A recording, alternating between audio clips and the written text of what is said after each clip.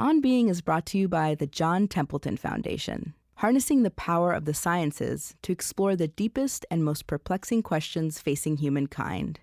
To learn more, subscribe to their newsletter, Possibilities, and discover the work Templeton supports on topics from curiosity and kindness to evolution, black holes, and the origins of life.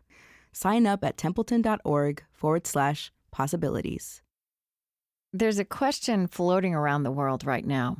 How can we be joyful in a moment like this? To which Ross Gay responds in word and deed, how can we not be joyful, especially in a moment like this? He is a writer, a gardener, also a former college football player. To be with him is to train your gaze to see what's terrible, but also to see what's wonderful and beautiful. To attend to and meditate on what you love, even within the work of justice. We practice tenderness and mercy in part because to understand that we are all suffering is one quality of what Ross Gay calls adult joy. It is joy by which the labor that will make the life that I want possible. It is not at all puzzling to me that joy is possible in the midst of difficulty. I'm Krista Tippett, and this is On Being.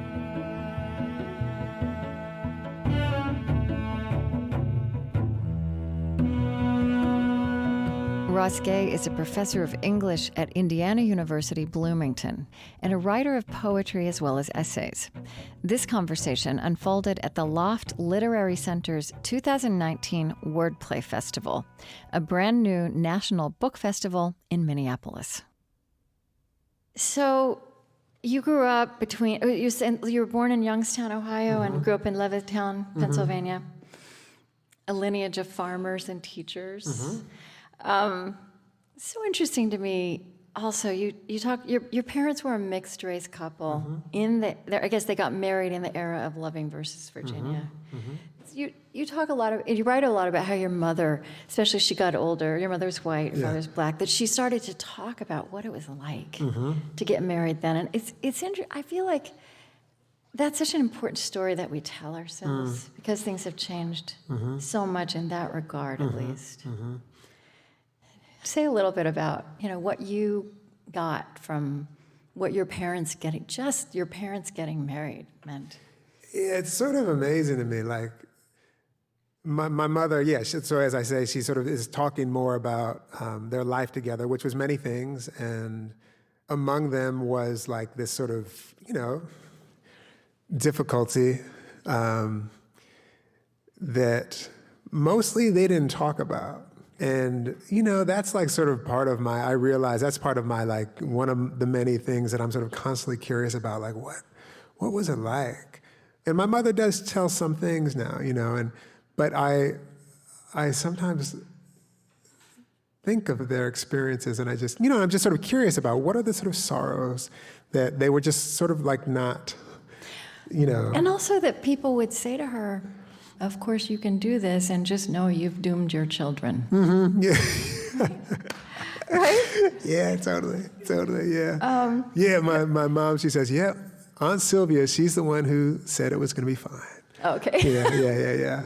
Yeah. Totally. I just wanted to name that because it feels, it's almost like she's the first generation. It's like the first generation of trauma, first generation of people who make it through something that feels unimaginable. Yeah. Often don't talk about it. Yeah. And now we're in such a different place with that. Yeah. But that's also part of the story of how we got here. Right, yeah. So your last two books are The Book of Delights and The Catalog of Unabashed Gratitudes. I usually start my conversations by asking about the spiritual background of someone's childhood, however you would think about that now. I'm really curious with you where you trace the origins of being attuned to delights and unabashed gratitudes. Where's that come from?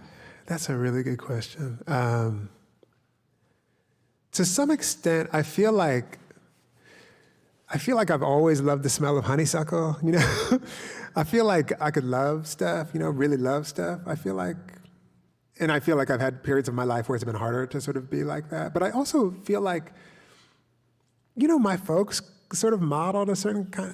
I recently remembered this story, and I will never unremember it.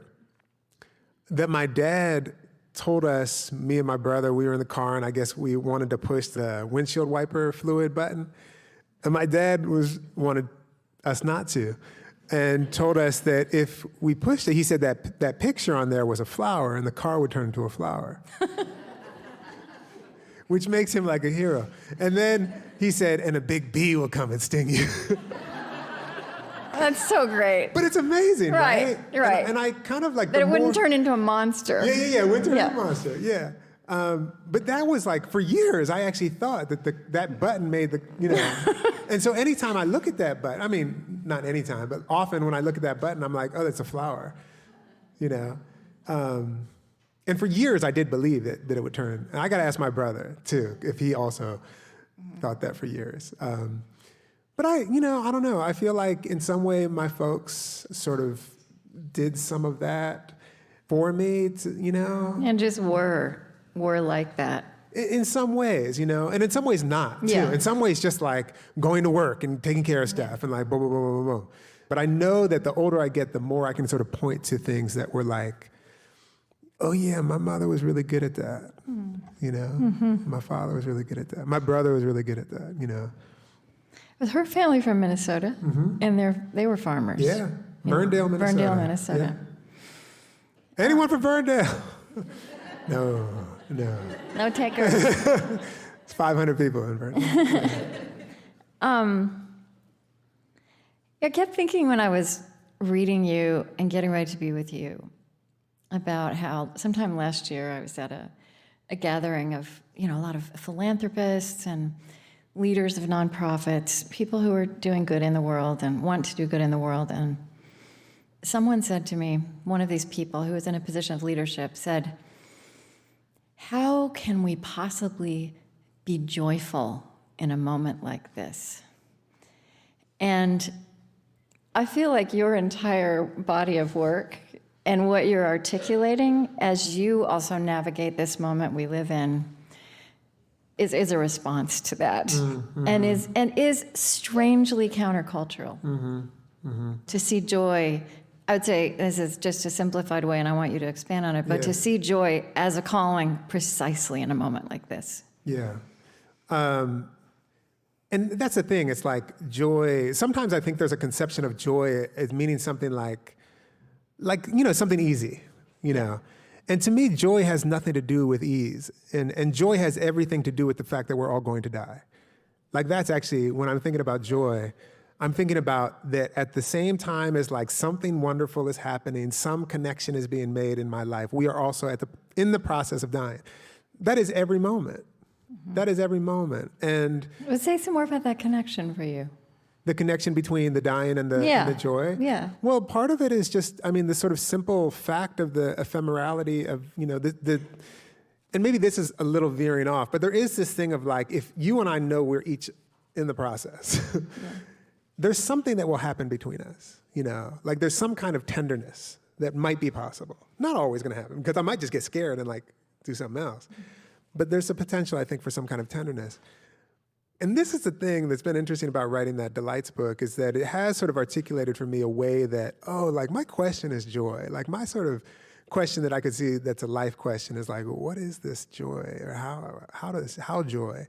But in the process of sort of thinking about it, I have really been thinking that like joy is the moments for me, the moments when my alienation from people, but not just people, from the whole thing, it goes away and it shrinks. If it was a visual thing, like everything becomes luminous, like, and I love that mycelium, like the sort of forest metaphor, that there's this thing connecting us. And among the things of that thing connecting us is that we have this common experience. Many common experiences, but like a really foundational one is that we are not here forever. And that's a joining and joining, Right, right.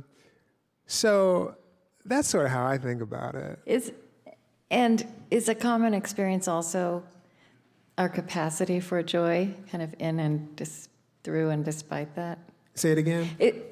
So one thing that bothered me about this idea that joy couldn't be possible is that joy is somehow a luxury or a privilege. Yeah, that's right? just fucking And dumb. it seems to me that joy, Okay, we can't put that on public radio, but okay. Oh, yeah. Sorry. Yeah. But joy is a capacity for joy despite and through that. Yeah. The fact that we're all going to die. Right. And then things are going wrong all the time. Right. It's also something that joins us together. Totally. And it's sort of like... It's leveling in a way. Yeah. And it's sort of like it is joy by which the labor that will make the life that I want possible. Right. Yeah. And it is not at all puzzling to me that joy is possible in the midst of difficulty. Yeah. So the Book of Delights... You promised yourself to write a mini essay every day, starting on your 42nd birthday, going to your 43rd. You did miss a few days, but you did it for that whole year. I'm just going to say there are not 365. I know. You love words, and I love words, so I just want to, we're going to get into the book, but I just tease this out, because I did not know that the word essay in French means to try or to attempt. Yeah. So great. Isn't that great? Yeah. And when you it's the best thing when I tell students who are like having to write anguished essays about writing an essay. Oh my God. They're just like, well, why am I doing what they're telling me to do all the time? Or why are they telling me to do this? Yeah. Have a thesis and then tell us why the thesis is true. No, don't do that. Just try. Yeah. And then you also point out that delight, the word delight, suggests both of light and without light, which kind of points back at what you were just talking about. Yeah, exactly. Yeah. The delightful things that I'm sort of talking about in this book, so often when they're there, they also imply their absence, Do you have you thought much about what is the distinction between delight, pleasure? I don't know. Something people talk about a lot now is gratitude, a practice of gratitude. And it strikes me that this practice of daily delight has a kinship with that, but it's slightly different. I don't know. Did you think about what like really focusing on the word delight meant for you? It just came in my ear, like something delighted me, and I was like, oh, it'd be a neat thing to write essays every day for a year about something that delighted me. Yeah. It came in my ear. It wasn't until literally the last day of writing it that someone sent me a card for my birthday and told me like what the etymology of delight was, and I was like, oh, I didn't even look up the word yet. Right. I kind of know what it means, but obviously part of the fun was like inventing what it meant too, and sort of theorizing it despite having not looked it up. So what surprised you in the process of moving through that year looking for delight and writing about delight every day? Many things surprised me, I suppose. But one of the things that surprised me was how quickly the study of delight made delight more evident. That was really quick, and I wasn't sure. Like I was a little bit like, this is gonna be hard, to just like have something delightful happen every day, Yeah, but you said somewhere it's like you developed a delight radar or a delight muscle. Yeah. Well, it seems to me it's kind of the inverse, or the opposite experience from like going to the therapist every week, where you're kind of saving up things that illustrate your neurosis, and you were doing the opposite. Yeah, exactly. Yeah. Like, it's fun. But but what are some of the things that you noticed that you found delightful and called delight that you wouldn't have imagined before you started? It just occurred to me. It made me realize too how often I am delighted, how often things happen that, like you were doing this hand gesture and you were doing these hand gestures. I was like, I love hand gestures when you were doing that. I do them too, with abundance. I realized over the course of writing the book how much I love. I have a title of one of the pieces in there, but it's like unambiguous. How do I say it? Physical contact that is pleasant, unambiguously pleasant public physical interactions, I think is what I call it. Yeah. I love how frequently I'm in the presence of like sweet little interactions that don't have to happen, but do have to happen, you know? I guess some that I noticed, just these ordinary things like seeing two people sharing the burden of carrying a shopping bag. Yeah. Or a sack of laundry. Yeah. How they're helping each other and how their bodies are adjusting to.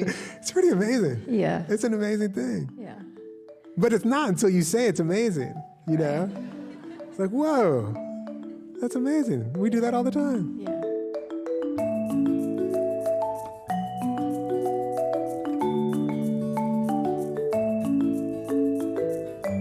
I'm Krista Tippett, and this is On Being, today with writer and community gardener Ross Gay.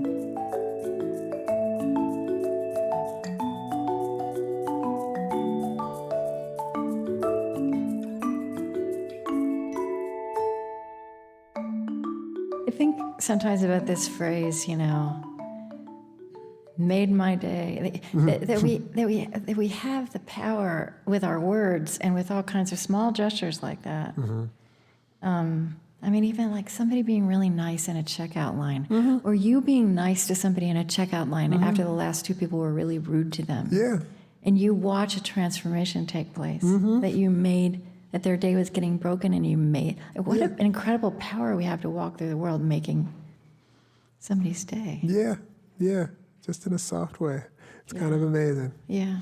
There's also a lot of cafe runs. Yeah. That's something There's too. a I was lot of man, the vegan donut that you haven't even eaten yet, but it's already delighting you, just the thought of getting to it. Totally, yeah. Yeah, that's right.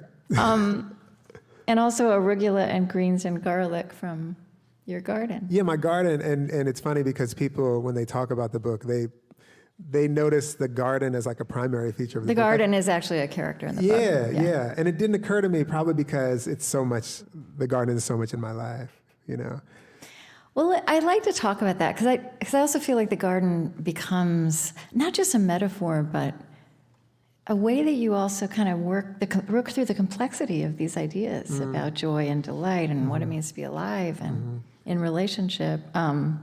Would you tell us about the Bloomington Community Orchard? Oh yeah, so that's the Bloomington Community Orchard is this public orchard that was started by a woman named Amy Countryman, and she gathered a bunch of people and basically,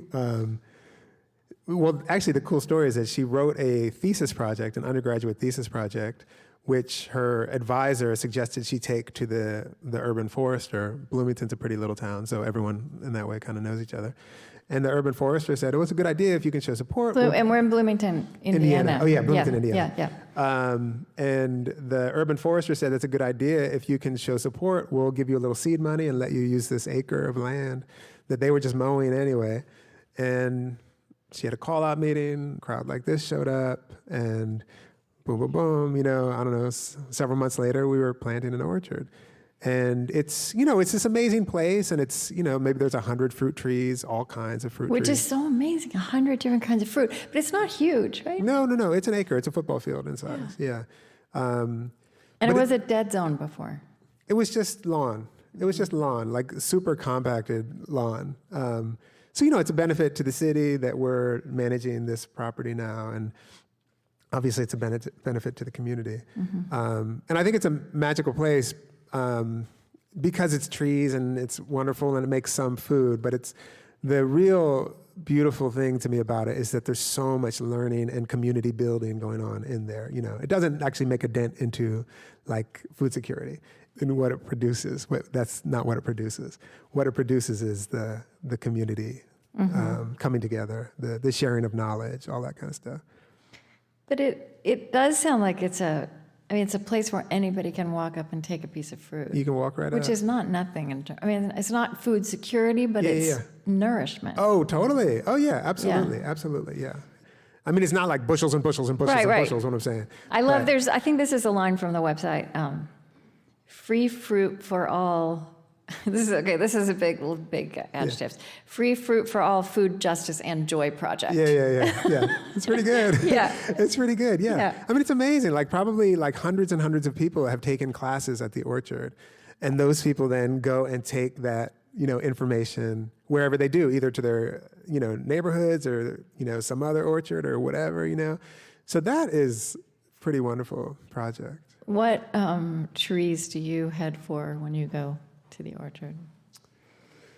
We have really good, like our blackberries always do really good. So I'm pumped for the blackberries. We have a fig tree, and I always check on the fig tree because it came from my buddy's dad's yard back in Levittown, Langhorne, Pennsylvania. And it's always a little tricky for the figs to ripen up in Bloomington because it's, because it's Indiana. But sometimes they do, and they're incredible, and, we have good apples, Yeah. And it's organic, so, everything looks like a real piece of fruit. Yeah. Yeah. You've said that that when you started growing things, your life got better. Yeah. I mean, for one, it's just fun to be in a garden for me. Dreaming about what could happen, that kind of mystical space actually of trying to figure out what this thing that I do here could be in 5 years, that kind of strange dreaming space that it is. There's also something really moving about putting a seed in the ground and it turning into something really different, and a lot of something really different, and potentially on and on and on, a lot of something very different. I'm crazy for smells, and a garden gives you smells, I'm nuts about that. And I know the soil makes you happy too, putting your hands in soil, we know that. Mm-hmm. There's many things. To walk out your door and get a little food, I can go on and on about this, yeah. No, it's great. But this is an example of pointing out delights. Yeah. Lingering with small things that are actually pretty big. Totally. I mean, that's what I think. When I look at a flower, whatever the flower is, we're growing a really nice crop of dandelions right now. And just this year, I was it's a crop, it's a crop.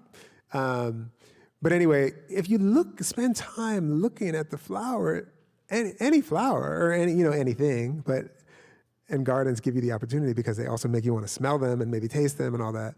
It's I've never seen anything. And you can do it again and again and again and again and again and again. It's crazy to me. Anyway, so you can tell, yes, it's made my life better. Well, what also strikes me when you write about the garden is public space is also something you care about. Yeah. You go around looking for, thinking about. I share that with you. Mm-hmm. And it strikes me that the gardening flows into that in interesting ways, because it's also when you write about it, okay, so here's a place you're writing about, that it's such a study in the interrelationship of things. Yeah. And if you put something here, it might not happen, and if you put it near this, it might not happen, but if you put these two things together, and that it's also kind of, so there's this real rigor and sophistication that goes into it, and then there's also so much that's unexpected that happens. Mm-hmm.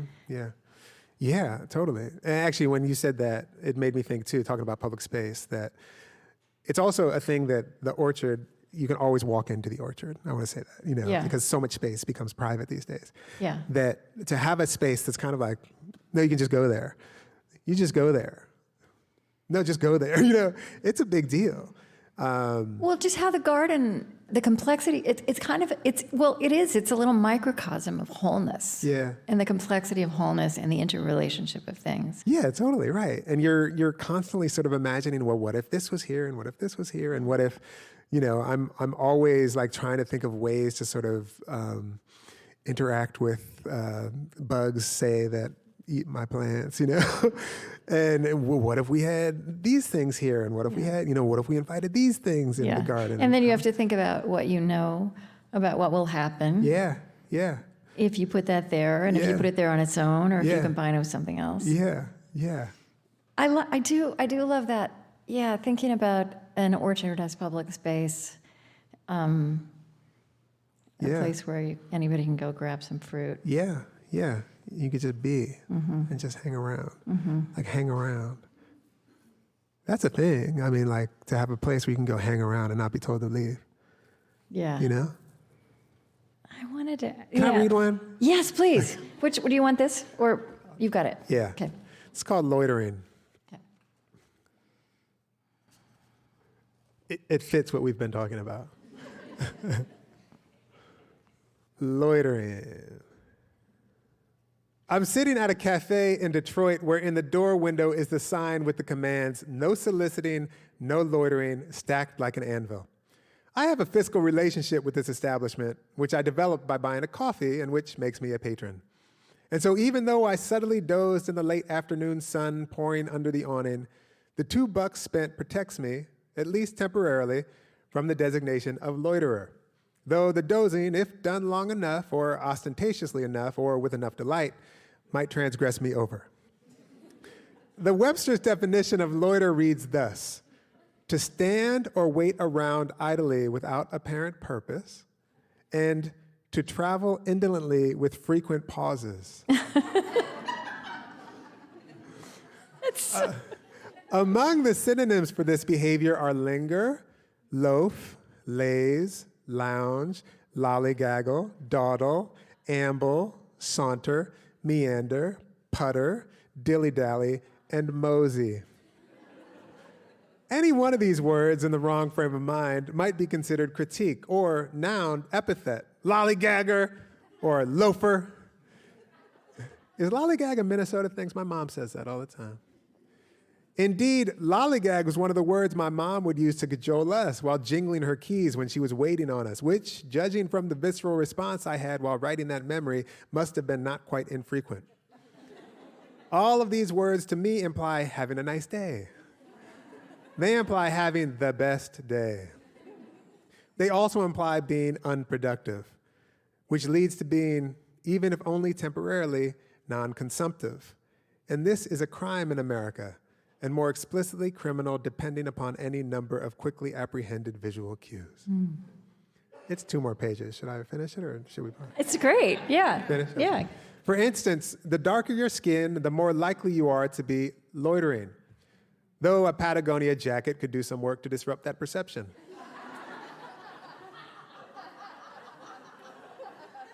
A Patagonia jacket, colorful pants, tree-torn sneakers with short socks, an Ivy League ball cap, and a thick book, not the Bible, and you're almost golden. Almost. There is a Venn diagram someone might design, several of them, that will make visual our constant internal negotiation towards safety.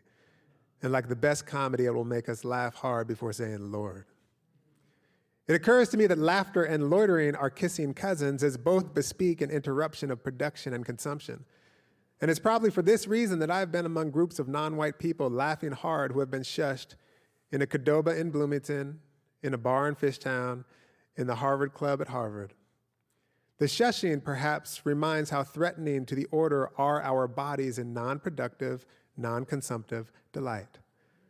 The moment of laughter not only makes consumption impossible, you might choke. But if the laugh is hard enough, if the talk is just right, food or drink might fly from your mouth. If not, and this hurts, your nose. And if your body is supposed to be one of the consumables, if it is one of the consumables around which so many ideas of production and consumption have been structured in this country, well, there you go. There is a Carrie Mae Weems photograph of a woman in what looks to be some kind of textile factory with an angel embroidered to the left breast of her shirt, where her heart resides.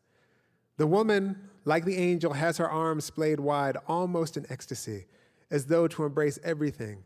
So in the midst of her glee is she. Every time I see that photo, after I smile and have a genuine bodily opening on account of witnessing this delight, which is a moment of Black delight, I look behind her for the boss. Uh-oh, I think, you're in a moment of non-productive delight, heads up. Which points to another of the synonyms for loitering, which I almost wrote as delight, taking one's time. For while the previous list of synonyms allude to time, taking one's time makes it kind of plain.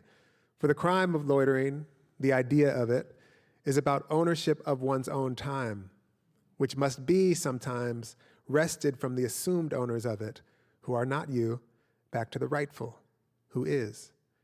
And while having interpolated the policing of delight such that I am on the lookout for the overseer, even in photos I have studied hundreds of times, on the lookout always for the policer of delight, my work is studying this kind of glee, being on the lookout for it, and aspiring to it, floating away from the factory, as she seems to be.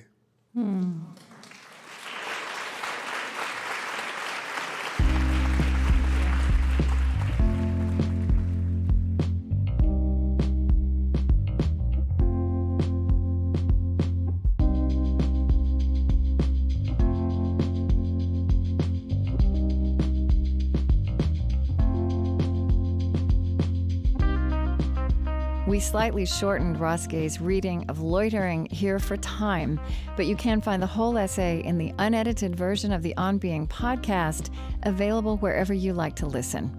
Also, find this show again in our Poets and Poetry Library at onbeing.org. After a short break, more with Ross Gay. Support for On Being with Krista Tippett comes from the Fetzer Institute, helping build the spiritual foundation for a loving world. Fetzer envisions a world that embraces love as a guiding principle and animating force for our lives, a powerful love that helps us live in sacred relationship with ourselves, others, and the natural world. Learn more by visiting Fetzer.org.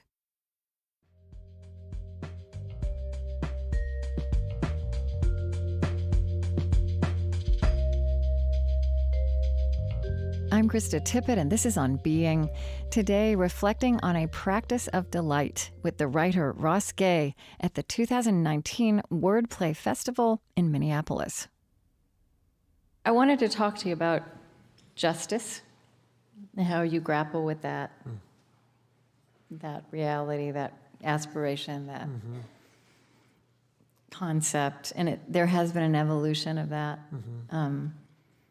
You have brought together the idea of longing for justice and working for justice with also exalting the beautiful and tending to what one loves as much as what one must fight. I mean, tending to what one loves feels like the crux. And yeah, I'm very confused about justice, I think. I feel like the way we think of justice is absolutely inadequate. Often, not everyone. I am curious about a notion of justice that is in the process of exalting what it loves. Yeah, so here's something you wrote somewhere. You said, I often think the gap in our speaking about and for justice, our working for justice, is that we forget to advocate for what we love, for what we find beautiful and necessary. We are good at fighting, but imagining and holding in one's imagination what is wonderful and to be adored and preserved and exalted is harder for us, it seems. I think so. I mean, I think about journalism a lot and how, when you talk about the delight, you developed a delight radar and a delight muscle. I mean, basically journalism has a despair radar I know. and a despair muscle. Yeah, I know. And I also, and there's nothing, it's not that we don't need to know those things. It's not that those aren't part of the story. But I feel like what you're saying is, that's what you mean, right? When you say it's inadequate. Well, part of the story, that's the thing. Like, if the news was as invested in talking about how this person was great to that person, as it was in talking about how that person was terrible to that person, it would be a radically different experience. Yeah. Like, it would be like, oh, okay, we live amongst people, People do many things, Yeah. But it feels, part of what I think is interesting about this book is that it brings to my attention just clearer, like that many things are happening, many things are happening. And like you said, like this sort of, it sells. Right. It sells. Well, it also, our brains are kind of wired to get riveted by something that's scary. That's threatening. Yeah. We like mobilize Right. around that. Right. It's Right. automatic. Yeah. Yeah. But I also think that the exercise of the book is to say, look how amazing this is. Yeah, totally. And I also think and look how intricate it is. And intricate and endless and like unbelievable. And I also think that there's a part of our bodies that are wired, and this is a thing that I noticed, that when I would experience something delightful, sometimes I'd be like, oh, that's wonderful. But so often I'd be like, I want to tell you. Like it is this thing that actually makes me reach out towards someone, you know? And that feels bodily. That feels, I don't know if a scientist has found this out yet, but like when something good happens, you know, do we sort of gather around a thing? It is a feeling that I have, a deep feeling that I have. And I feel like it's something that I witness too. Yeah. And people kind of want to share the stuff that they love, you know? Yeah. And well, what you do is you put vivid language to it. You put beautiful, riveting words to it. Yeah. Because there's a little bit of discipline involved. But that shifts it too to being more interesting. Yeah. How do you mean? Well, I mean that if we acknowledge this reality that on autopilot we're going to be galvanized by something terrible coming at us, then those of us who care about getting this other story about ourselves and the world out there have to also apply some intelligence to doing that well, so that it will also rivet, and it's with this care with words and stories, which we do respond to. Yeah, and I think it also sort of knows or comes to know that what is galvanizing as well is what we love. Yeah. And has a kind of belief in that, and like, you know, yes. And also like believes in the thing of, I mean, the book itself believes that it's elbowing its neighbor and being like, right? Yeah. Look at all this, you know, what do you love? What do you love? You know? Yeah. You know, there's this famous line from Cornel West that justice is love made public, which I think has wisdom in it, and I also don't think it's a big enough statement. And, you know, and I feel like you put in your writing and your other writing and your work, like the Tenderness Project. I feel like what you're trying to do with that is, so, you know, let's give some complexity and some texture to that, what love made public is and how it works. And that, you know, just that simple word, justice, doesn't do it. So the Tenderness Project. Talk about that. You know, my friend Shayla and I were talking about just like what might be a nice project to do these days.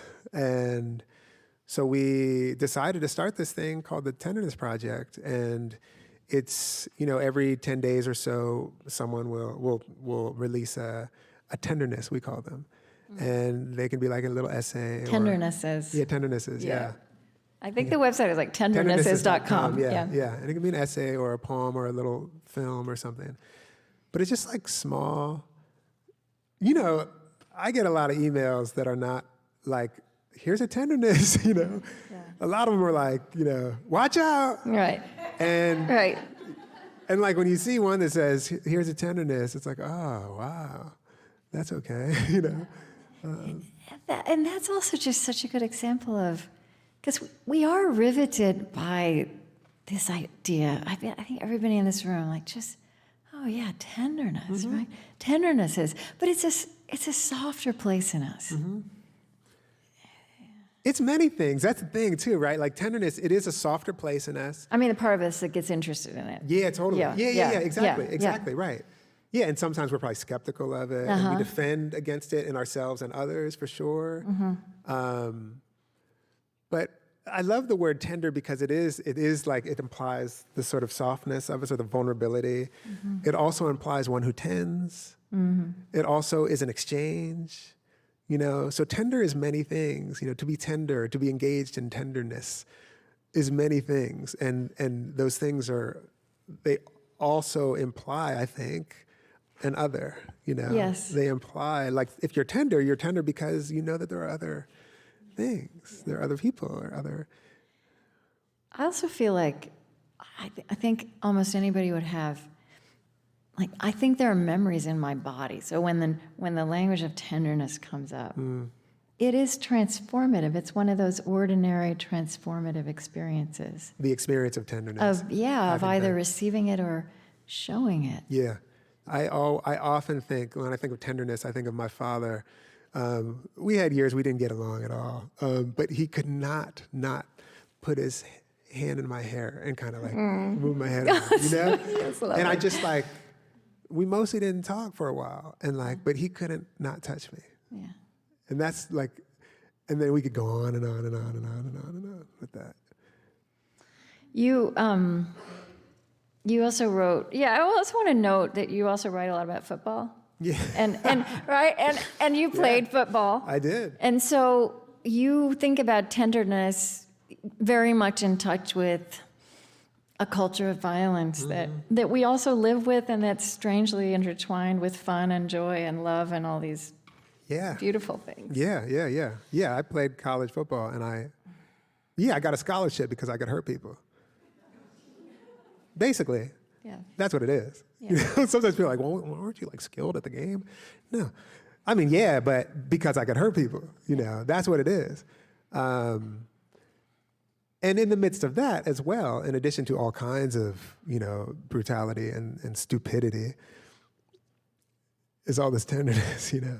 Yeah. That, in fact, you know, some of the tenderness I think of is like having my right MCL blown out by a good shot block from someone, and my buddy Glenn like running to pick me up, you know? So you're right. It's very much entwined in the way probably I've been thinking about it for most of my life, because for most of my life I've been deeply engaged in thinking about sport and the violence in sport. I've been in sport, or I've been thinking about sport and the many things that sport is.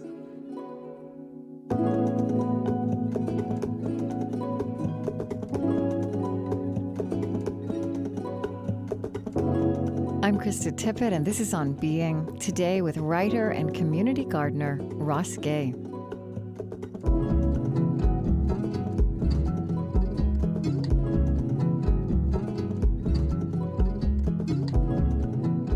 We want to hear some more of you, but just before that also, you did write this, I think more on this theme of, if you know, justice is love made public, but more contour to love made public. And you've also been writing about mercy. Mm-hmm. You wrote this beautiful piece in The Sun. Just want to spend a couple minutes on this. It's so striking to me. Back to your garden. Because it starts with you doing potatoes and chard and garlic, and your back seizes up. And you realize eventually that has to do with an experience that you had, that your body is taking in this experience you had with the police the night before. But where you go with mercy, like with tenderness, is that it may be the only, that we have to say everything that needs to be said and reveal everything that needs to be revealed, and then make this other move, which again is kind of that beyond of mere justice. I don't know, how would you? Say it again. Would you ask it again? Just want, well, where could mercy? I'm sure somebody's asked you this. Yeah. It's like, how can you use a word like joy right now? Yeah. How can you use a word like mercy right now? Being a black man and doing nothing wrong and having to constantly think about what's going to happen when you see a policeman. Yeah. For example. Yeah. I don't know. You know, that piece remains a puzzle to me. And what's interesting to me about that essay is that there aren't answers. No. Yeah. No. But there's a fundamental question, which is like, we ought to know each other better. Yes, but that's a different move. Yeah. There's no answer, but there's a move. I mean, here's a little piece of it.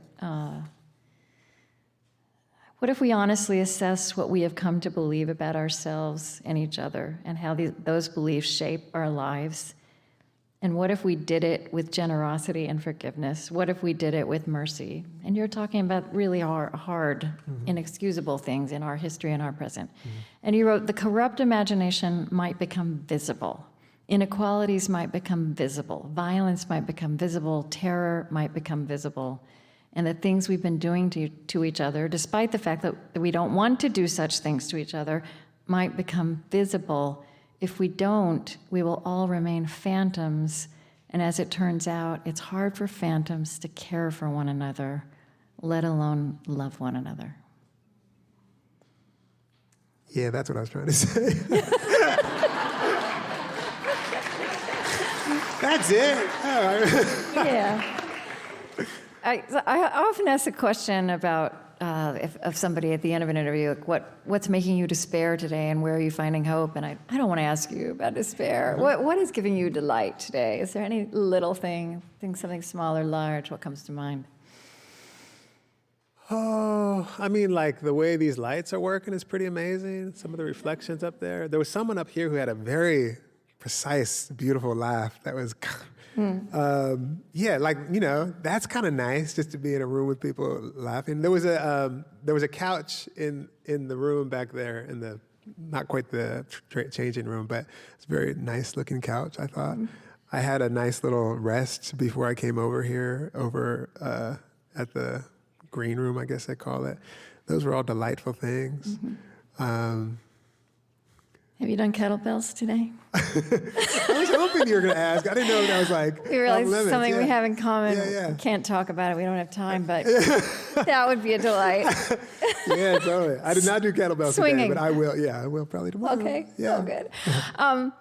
Would you read just from here on page 49 and just to the end of that?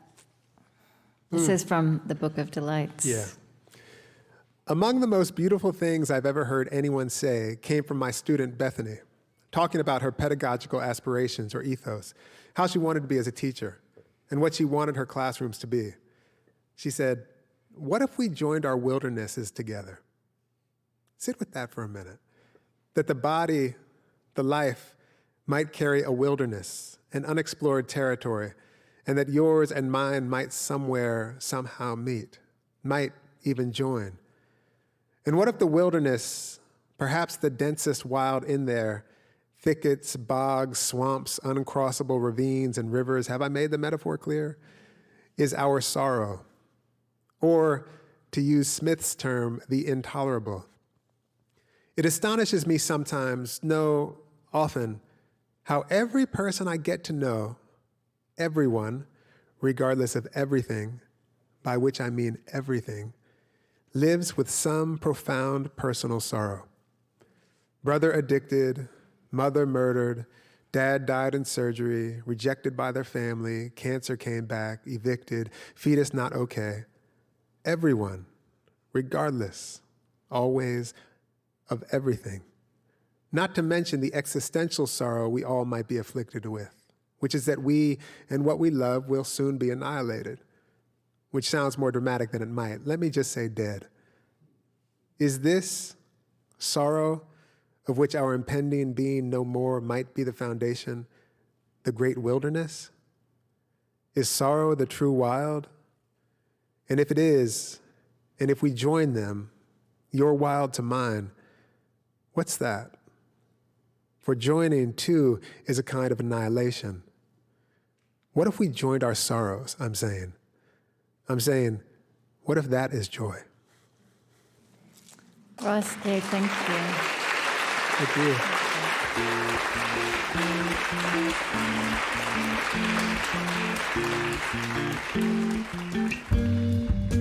Ross Gay lives in Bloomington, Indiana, where he's a professor of English at Indiana University.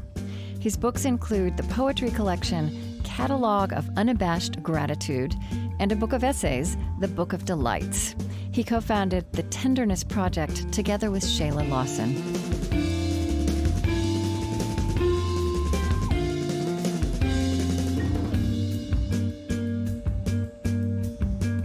The On Being Project is Chris Heagle, Lily Percy, Marie Sambalay, Loren Dordahl, Tony Liu, Erin Kalasako, Kristen Lynn, Eddie Gonzalez, Lillian Vo, Lucas Johnson, Damon Lee, Suzette Burley, Zach Rose, Siri Grassley, Nicole Finn, Colleen Scheck, Christiane Wartell, Julie Seipel, and Gretchen Honnold.